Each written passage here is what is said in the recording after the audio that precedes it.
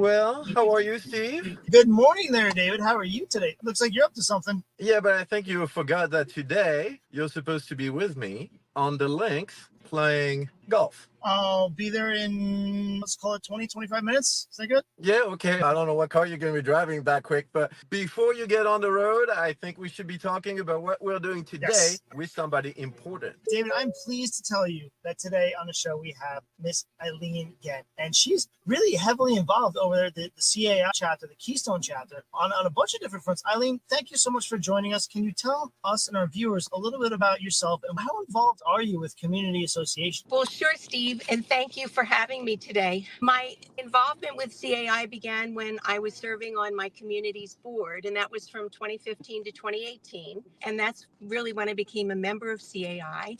And when I completed that term of board leadership, I was nominated to serve on the Pennsylvania Legislative Action Committee beginning in the year 2019. And as you know, the Pennsylvania Legislative Action Committee is very important because they monitor and advocate for legislation beneficial to community associations, actually to common interest ownership communities, which include homeowners associations as well as condominiums and co-op communities. All right. So can you tell us a little bit in which committees you are involved in as part of the chapters the chapter you belong to, Keystone chapter? Well, I serve as the chair on the Ladies on the Link Golf Invitational, which is our annual ladies only golf outing. And as you know, that event is happening later today, and we're expecting to have 67 golfers with us. How did you guys come up with this event? Actually, it was a very brilliant idea of Nicole Skaro, who's a vice president at First Citizens Bank, and at the time, I believe, was serving on the Keystone board.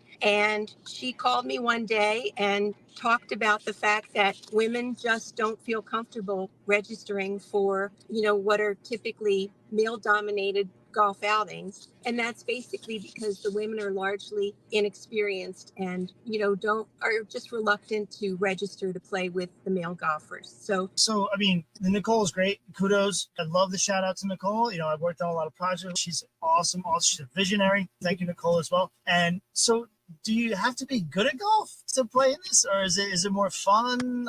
Is it competitive? What are we talking about? You do not have to be good at golf, and all women, regardless of their skills, are welcome to join us at our annual golf outing. We have women for whom this will be the first time they've ever played golf. We have women who play golf occasionally, and then of course we have some who are more experienced. But for those who've never played before and may not have clubs, we have rental clubs available at a nominal fee. We'll be providing 9 golf clinics during the course of the event, and that will be for chipping, putting, and long drive. To answer your question about competitive, we do have some awards that are given for achievement in golf, but the whole idea is for women to have a day out of the office, to be with their peers, to work on their work-life balance, and hopefully have a lot of fun. Why do you think it's beneficial and important for this type of event to take place in other chapters in Keystone? Well, it's always very difficult. Well, first of all, again, the idea of the work-life balance for these women, a day for them to be with their colleagues and maybe share success stories. And beyond that, it's the centerpiece fundraiser for the Pennsylvania Legislative Action Committee. This is our largest fundraiser and helps us to fund the budget for the Pennsylvania Legislative Action Committee.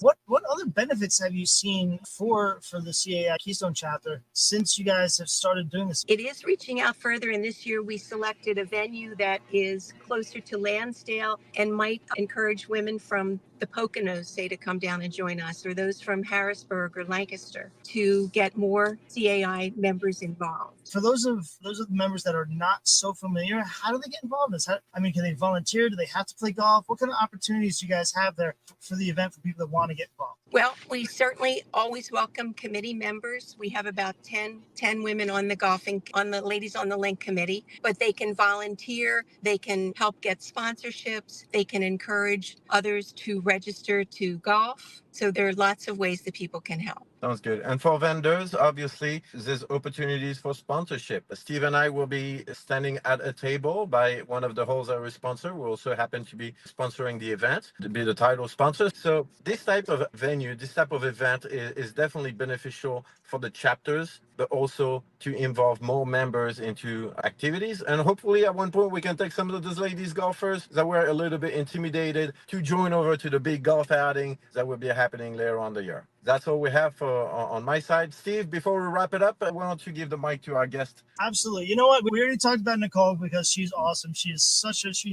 an advocate for especially the Keystone chapter and abroad. Do you have anybody else that you'd like to thank? Who would you like to recognize today? Well, I'd like to recognize Joyce Sachs as well as Dawn Kearney, who have just been great resources. Joyce is the vice chair of the committee, and Dawn is a highly experienced golfer and has provided us so much tactical information and golfing information. And so she's just been fantastic. Awesome. Thank you so much, Eileen. We'll see you all very, very soon. Actually, 7 days from now for the next episode. See you around. Bye-bye.